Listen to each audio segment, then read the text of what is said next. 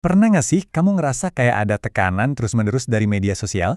Kayak ada perasaan gelisah gitu yang ganggu banget mikirin, jangan-jangan di luar sana ada yang lagi seru-seruan, lagi ngelakuin hal yang lebih keren, dan kamu ketinggalan? Nah, itu namanya FOMO. Dan di pembahasan kali ini kita bakal belajar bareng-bareng gimana caranya ngalahin perasaan itu. Pasti pernah lah ya, kamu lagi santai, buka media sosial, langsung disuguhin galeri kehidupan orang lain yang kelihatannya sempurna banget. Ada yang lagi liburan ke tempat impian, ada yang pamer pencapaian karir baru, ada yang lagi pesta seru-seruan sama teman-temannya. Setiap postingan tuh kayak teriak, lihat nih, hidup gue keren banget. Dan tanpa sadar, pelan-pelan kita jadi mikir, kok hidup gue biasa-biasa aja ya? Dan ini bukan sekedar perasaan iri sesaat loh. FOMO atau kepanjangannya Fear of Missing Out itu beneran sebuah istilah psikologis. Ini adalah bentuk kecemasan sosial yang nyata yang makin parah karena dunia digital kita yang bikin kita nyambung terus 24 jam. Jadi intinya, ini tuh perasaan cemas yang gak hilang-hilang karena kita ngerasa ketinggalan semua pengalaman seru yang lagi dinikmatin orang lain. Oke, jadi gimana caranya kita tahu kalau kita sebenarnya lagi ngalamin FOMO? Nah, buat ngebantu kita ngenalin gejalanya, yuk kita coba lihat checklist resmi FOMO ini. Coba kita cek sama-sama ya. Nah, sekarang coba deh kita jujur sama diri sendiri sambil lihat daftar ini. Ada nggak yang bikin kamu mikir, wah ini gue banget. Mungkin yang bagian nggak bisa bilang nggak, selalu iyain semua ajakan padahal badan udah minta istirahat. Atau yang soal obsesi sama medsos, dikit-dikit cek HP, takut banget ketinggalan update terbaru. Ini bukan sekedar kebiasaan jelek ya, ini tuh beneran gejala FOMO. Kutipan ini, wah, bener banget kan? Masalahnya jadi bukan cuma soal ketinggalan nongkrong atau makan malam bareng temen. Ini tuh lebih dalam dari itu. Risikonya adalah kita bisa kehilangan arah hidup kita sendiri. Kalau kita terlalu sibuk ngeliatin apa yang orang lain lakuin, kita jadi lupa nanya ke diri sendiri. Sebenarnya, aku tuh maunya apa sih?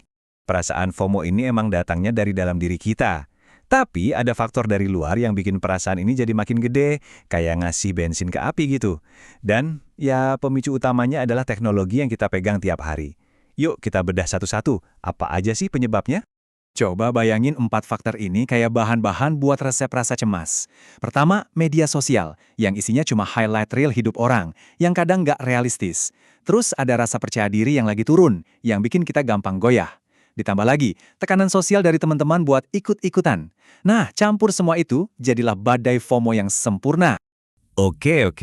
Kalau masalahnya kayak gini, terus solusinya apa dong? Nah, ini pertanyaan pentingnya. Setelah kita tahu masalahnya, tahu penyebabnya, sekarang kita cari jalan keluarnya. Masa sih kita harus terus-terusan merasa cemas kayak gini? Ya enggak lah. Solusinya adalah dengan membalik cara kita berpikir.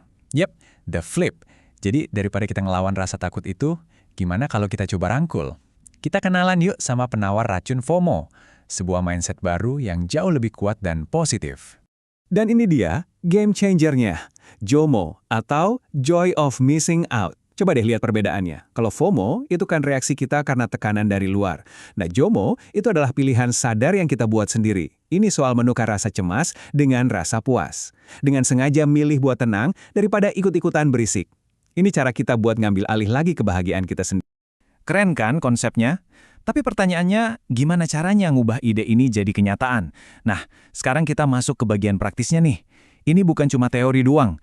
Ini adalah action plan buat kamu, buat kita semua, buat ngambil kembali kendali atas hidup kita.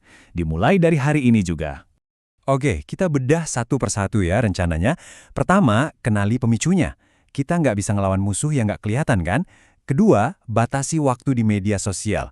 Kasih ruang buat pikiran kita sendiri buat bernapas. Ketiga dan keempat, mindfulness dan jurnal syukur. Ini tujuannya buat ngelatih ulang otak kita, biar fokus sama apa yang kita punya sekarang, bukan apa yang kita lewatin. Terakhir yang kelima, refleksi harian. Ini tuh kayak kompas kita, biar kita nggak salah jalan lagi. Terus hasilnya apa? Wah, gede banget. Ini bukan cuma soal nggak terlalu cemas lagi. Ini soal kita bisa dapat lagi kejernihan pikiran, soal bikin keputusan berdasarkan apa yang benar-benar kita mau, bukan karena ikut-ikutan orang. Dan hasil akhirnya, hidup yang lebih tenang, lebih punya tujuan, dan yang paling penting, hidup yang benar-benar jadi milik kita seutuhnya. Intinya sih, pesannya sederhana banget. Hidup terbaik itu bukan yang kelihatan paling keren di timeline media sosial, tapi yang terasa paling pas dan benar di hati kita. JOMO itu ngasih kita kekuatan buat milih hidup yang kayak gitu. Jadi, aku mau tinggalin satu pertanyaan buat kamu renungin.